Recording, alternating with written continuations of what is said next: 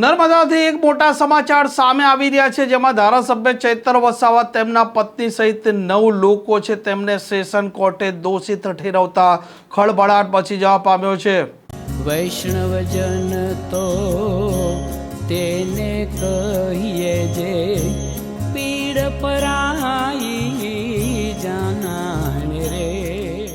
નમસ્કાર, આપ જોઈ રહ્યા છો નવજીવન ન્યૂઝ। રહું છું આપની સાથે તોફિક ગાંચી। નર્મદાના ડેડિયાપાડાના ધારાસભ્ય ચૈતર વસાવા છે તેમની મુશ્કેલીઓ વધી છે અને મામલો છે વર્ષ 2023ના ડિસેમ્બર મહિનાનો, કેમ કે વનકર્મી છે તેને ઘરે બોલાવ્યો હતો, તેને ધમકાવ્યો હતો, ફાયરિંગ કર્યું હતું અને ત્યાર પછી તેને માર માર્યો હતો। આ મામલો ખૂબ ચગ્યો હતો। ધારાસભ્ય ચૈતર વસાવાના વિરુદ્ધમાં ડેડિયાપાડાના પોલીસ સ્ટેશનમાં અલગ અલગ કલમો અંતર્ગત ગુનો પણ દાખલ થયો હતો અને એક લાંબો સમય તેમણે જેલવાસ પણ ભોગવવો પડ્યો હતો। આ મામલે ધારાસભ્ય ચૈતર વસાવા તેમના પત્ની સહિત 9 લોકો છે તેમના સામે આરોપ હતો। આ મામલો નર્મદાની સેશન કોર્ટમાં ચાલી રહ્યો હતો અને અત્યારે સમાચાર મળી રહ્યા છે કે સેશન કોર્ટ દ્વારા ધારાસભ્ય ચૈતર વસાવા તેમના પત્ની સહિત 9 લોકો છે તેમને દોષિત ઠેરવવામાં આવ્યા છે। હજી સુધી સજા સંભળાવવામાં આવી નથી, પરંતુ જો 2 વર્ષથી વધારે સજા ધારાસભ્ય ચૈતર વસાવાને પડશે તો તેમનું ધારાસભ્યનું પદ છે તે ચોક્કસપણે જશે। જ્યારે બીજી તરફ